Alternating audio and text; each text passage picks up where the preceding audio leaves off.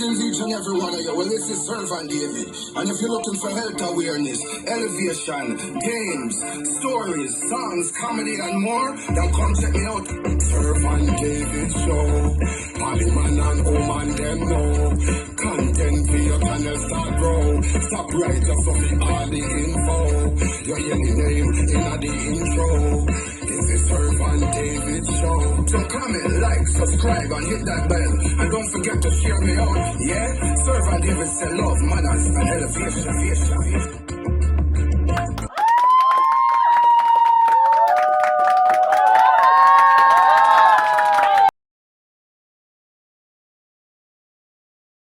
What's wrong?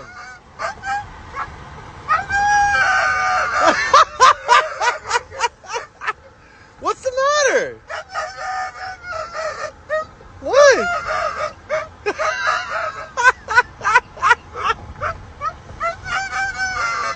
What?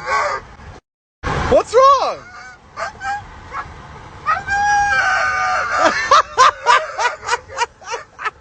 What's the matter? What?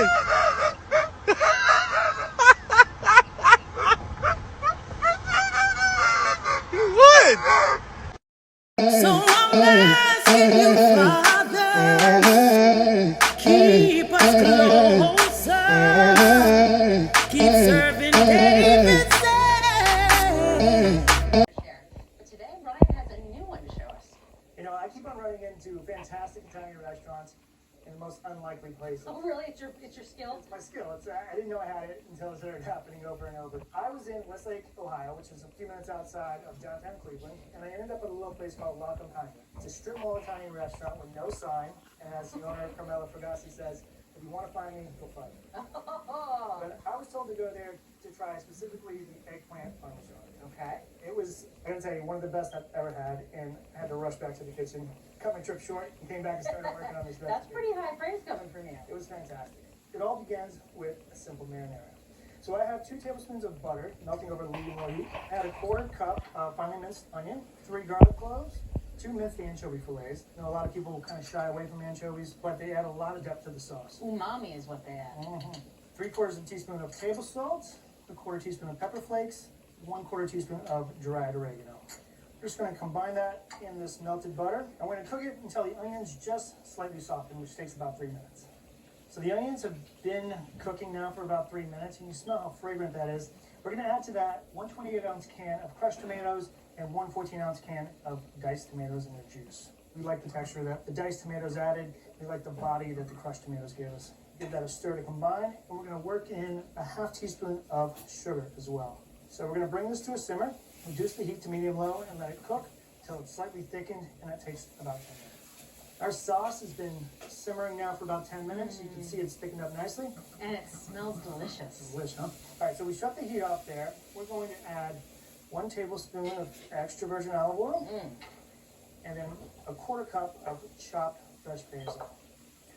With our basil, we're not going to beat it to death here. We're going to give it a nice, easy chop. You don't need to pulverize it or chop it so finely that we can't recognize it.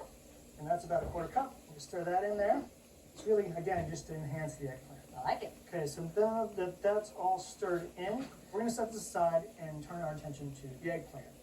The thing that separates Carmela's eggplant parmesan from everybody else's is how she treats the eggplant. We have 3 10-ounce eggplant here. Yeah, they're on the small side. Yes, so you want to use something between 10 and 16 ounces, okay? Any bigger than that, we're not going to be able to fit it all in our baking dish. Okay. What she does is she slices them paper thin, lengthwise. Okay, so we're going to start off by trimming up 2 of those eggplant, because whether we need 2 or 3 really depends on me and how perfectly I could slice or not the eggplant. So we're going to begin by taking off 1 small edge there so we have a flat surface. And then we're going for a 1/4 inch slicing lengthwise. We'll measure the first slice and then we'll use that as our model throughout the rest of the process. No shame in pulling a ruler out as you cook. That's right. We're looking for 20 slices of eggplant total. Now, if you have a mandolin, that works especially well with some of these smaller eggplant. But one thing we could do is we could lay the eggplant on its side, holding the eggplant in place with the palm of your hand, so in case there's a slip, the knife only bounces off your palm, You know, and don't push it too far. This is not going to really yield too much of an eggplant slice for us, so we could just throw that in the scrap pile, and we'll continue cutting with our next piece of eggplant. So another little trick you could do for slicing eggplant, because I don't know if you noticed, they're kind of round and they have a tendency to roll around on the cutting board. I noticed that. You can cut a thin slice off of one side and use that as a base. So we'll continue cutting this eggplant, and it looks like I'll dip into the third one until we get our perfect 20 slices, and then we'll come back and start frying.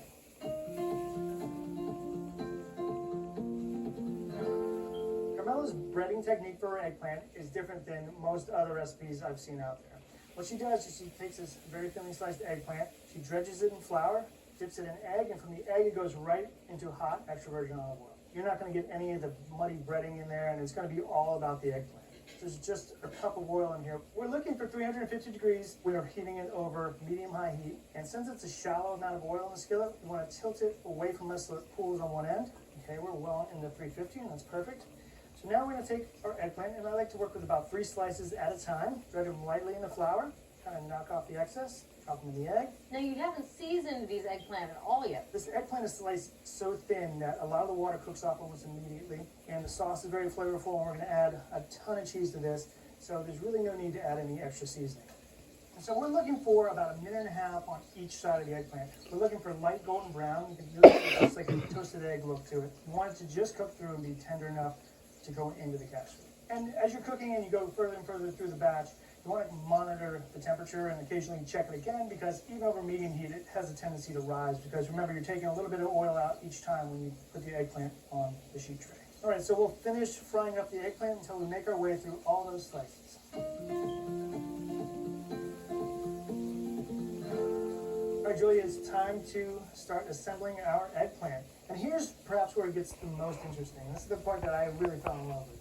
We're going to build individual stacks of eggplant, almost like whole eggplants with cheese and sauce layered in between. Usually when you make eggplant parmesan, you shingle them in addition to a single layer, or sometimes in 2 layers like a lasagna. But you're saying we're just going to make individual stacks. That's right, and this is the way it's served to you at the restaurant. You get a whole rebuilt stack of eggplant. Oh, I like that idea. It's really great. All right, so we're going to start off by putting 1 cup of sauce in the bottom of the dish. This is a 2-ounce ladle, so we'll put 4 ladles full. And we're just going to spread that around evenly. And now we're going to put the eggplant in. So we're taking the bigger slices of eggplant because we want to build up to a point. You know, we want to have the bigger slices down at the bottom. So then I'm going to put the second piece of eggplant going top to tail. Yeah, yin against and that one. yang. Exactly. So it fits nice and easy and evenly in there. On top of that, we're going to do a 1/2 cup of sauce. It doesn't have to be perfect. There's going to be so much sauce and cheese in this thing. By the time we're done, you're not going to know what happened. Okay, then the real shocker, that although it's listed as eggplant parmesan on the menu, La Campagna, there's no parmesan in it. Really? It's all pecorino cheese. That is surprising. Apparently Carmela Fragasi grew up going to visit her family in Puglia, and all they ever used was pecorino. And I gotta say, I'm a convert. I think it's really fantastic stuff, and it works really well for this eggplant. Now we're going to keep on layering. So another piece of eggplant, another 1/2 cup of sauce, another 1/2 cup of pecorino. It's not shy on the cheese. No, that's why we didn't have to season anything. All right, so that is our final layer of pecorino. We'll put our last layer of eggplant on top of that. Well, now I see what you mean by putting the smaller pieces on top, so you kind of build up to them, almost like a little pyramid. Right, and it's going to make slicing this and separating your own personal stack a little bit easier. I like the idea of my own personal stack. So now we're going to put the remaining sauce all over top of this. This looks good, Brian. Yeah, and it's so light, it's almost like diet food, you know? So we're just going to cover this up with our remaining sauce. All right, now Carmela does not add any more cheese. It's all pecorino all the way through. I couldn't help but add something that would brown nicely on top. So we have 1 cup of Fontina cheese here that we've shredded, and we're just going to sprinkle that over top. Well, again, Fontina has more flavor than mozzarella. So using pecorino instead of Parmesan, Fontina instead of mozzarella. So you're building in a lot more flavor. This is an alternative eggplant Parmesan, I'm in. also known as an eggplant pecorino. So we're going to throw this into a 375-degree oven. I've set the oven rack to the upper middle position, which is about 6 inches from the broiler element, because we're going to broil this at the end to brown this lovely Fontina that we sprinkled on top. It'll take about 30 minutes just to heat the casserole all the way through.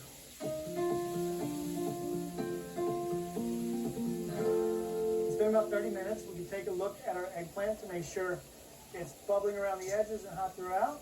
Oh, Brian, that looks good. Gorgeous, huh? So now we can make it even more gorgeous. We're going to switch it to broil, and we're going to brown that cheese that's on top. That'll take about 3 minutes, but you want to keep a close eye on it because it can go from beautiful to burnt in a matter of seconds. Good tip. It's been about 3 minutes, and this casserole is nicely browned. So do you mind getting that oven door for me? That. Okay. Oh, goodness, Brian. That looks amazing. Nice. So we need to let this rest for about 20 minutes so the cheese will set and it's easily sliceable. Yeah, it looks lava hot. It's very hot. It's been 20 minutes, the eggplant's rested, and we're finally ready to eat. And I'm ready.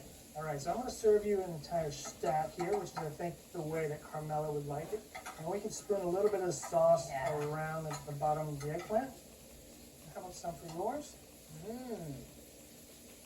Oh, I really love how this is served with a whole stack.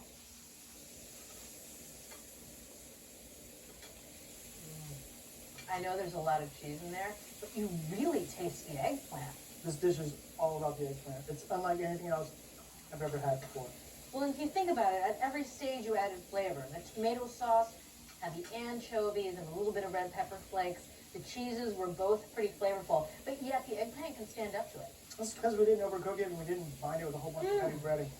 I don't miss the breadcrumbs at all. Brian, this is amazing. Thank you. We should thank Carmela for the inspiration. So to make this cheesy baked eggplant, start by making a flavorful tomato sauce. Slice the eggplant thinly into long planks, coat with flour and egg, and fry in olive oil. Layer the softened eggplant with lots of cheese into a dish, then bake and broil until it's hot and bubbling. From Cook's Country, a great new recipe for eggplant pecorino. You can get this recipe and all the recipes from this season, along with tastings, testings, and select episodes at our website, cookscountry.com/TV. So I'm asking you, Father, keep us close.